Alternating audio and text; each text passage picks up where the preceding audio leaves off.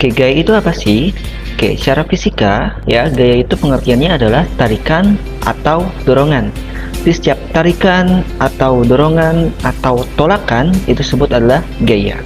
Dan gaya ini, tarikan atau dorongan yang bisa menyebabkan mengubah kecepatan benda, bisa mengubah arah benda, dan juga bisa mengubah bentuk benda.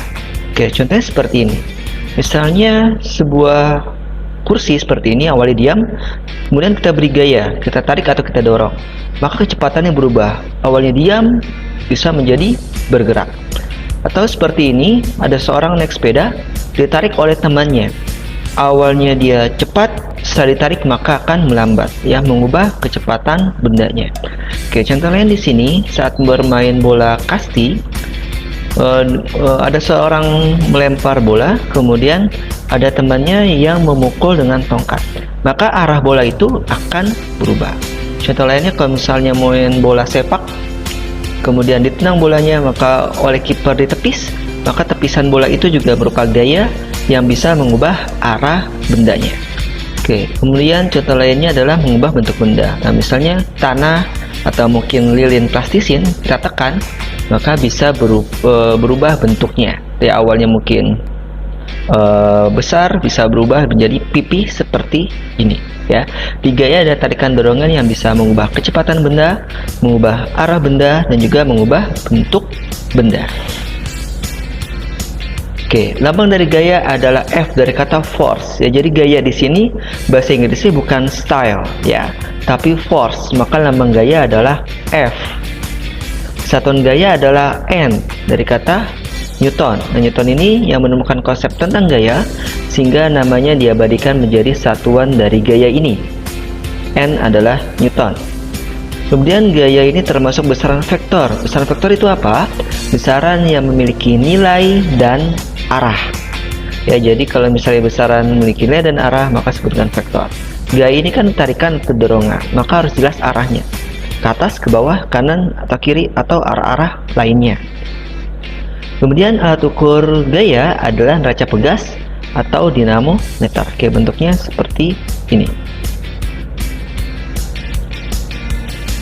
Oke, kemudian gaya dibagi menjadi dua, yaitu gaya sentuh dan gaya tak sentuh.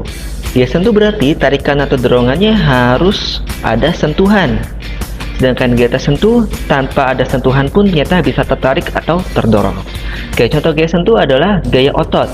Ya, misalnya kita dorong sebuah benda atau dorong apapun itu, bangunan otot kita pasti harus menyentuh bendanya. Contoh lainnya adalah gaya pegas atau per. Ya, per tarikan atau dorongannya itu harus menyentuh. Kemudian gaya gesekan, ya, gesekan juga harus ada sentuhan. Kemudian gaya normal. Nah, arah gaya otot ya sesuai dengan arah dorongan kita. Dorongan ke depan, maka arahnya ke depan. Gaya pegas, arahnya juga sesuai arah pegasnya. Pegasnya ke kanan, maka akan gerak ke kanan. Kemudian gaya gesek. Nah, gaya gesek ini arahnya selalu berlawanan dengan arah gerak. Misalnya geraknya ke kanan, maka gaya gesekannya arahnya ke kiri. Geraknya ke bawah, maka arah gesekannya ke atas. Oke, sedangkan sini gaya normal arahnya selalu tegak lurus dengan bidang. Oke, gaya normal itu apa? Gaya normal adalah gaya yang dirasakan oleh benda bila menyentuh suatu bidang permukaan. Arahnya selalu tegak lurus dengan bidangnya. Oke, tadi gaya sentuh, sekarang gaya tak sentuh. Contohnya di sini adalah gaya berat atau gravitasi. Kalau misalnya kita megang suatu benda, kita lepas, maka dia akan jatuh. Siapa yang narik? Bumi, yaitu gaya gravitasi.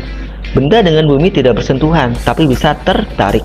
Maka gaya berat atau gaya gravitasi ini termasuk gaya tak sentuh. Lainnya adalah gaya listrik, dia juga tanpa sentuhan bisa tertarik atau tertolak. Contoh lainnya di sini ada gaya magnet. Nah, mungkin kalau kamu punya magnet, tanpa menyentuh pun akan terasa tarikan atau tolakannya. Nah, gaya berat atau gaya gravitasi adalah arahnya selalu ke bawah atau ke pusat bumi. Ya, gaya berat atau gravitasi arahnya selalu ke bawah atau ke pusat bumi. Oke, mungkin harus dibedakan antara berat dengan massa. Ya, massa satuannya kilogram, sedangkan berat satuannya newton. Massa dimanapun berada nilainya selalu sama, sedangkan berat besarnya tergantung gravitasi pada benda tersebut. Gravitasinya besar, maka beratnya besar. Begitupun sebaliknya. Maka rumus dari gaya berat adalah W sama dengan massa kali gravitasi.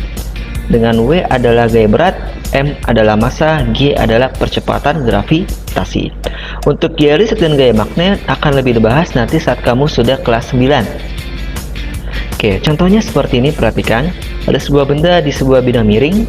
Ada berapa gaya di benda tersebut? Ya, misalnya seperti ini, ada gaya ke sana, dan ke sana. Ya, kita lihat di sini. Gesekan area selalu berlawanan dengan arah gerak benda. Gaya normal area tegak lurus dengan bidang. Gaya berat atau gravitasi arahnya selalu ke bawah dan pusat bumi.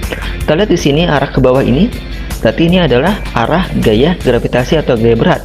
Selalu ke bawah, ke pusat bumi. Kemudian gaya normal, arahnya tegak lurus dengan bidang. Ini bidangnya tegak lurus artinya adalah 90 derajat. Ya, tegak lurus dengan bidangnya miring, maka gaya normal pun miring. Seperti ini. Oke, gaya gesek selalu berlawanan dengan gerak. Benda ini kalau kita lepas maka akan meluncur ke bawah seperti ini. Maka gaya gesekan selalu berlawanan dengan arah gerak. Geraknya akan lurus miring ke bawah seperti ini. Maka gaya gesekannya adalah ke atas seperti ini. Gesekannya selalu berlawanan dengan arah gerak. Karena gesekannya terjadi di bawah nih antara benda dengan bidang, maka letak gaya gesekan ada di sini. Oke, inilah jenis-jenis gaya, ya, gaya sentuh dan gaya tersentuh beserta contoh-contohnya. Terima kasih sudah menonton sampai selesai. Nantikan video pembelajaran selanjutnya. Sampai jumpa.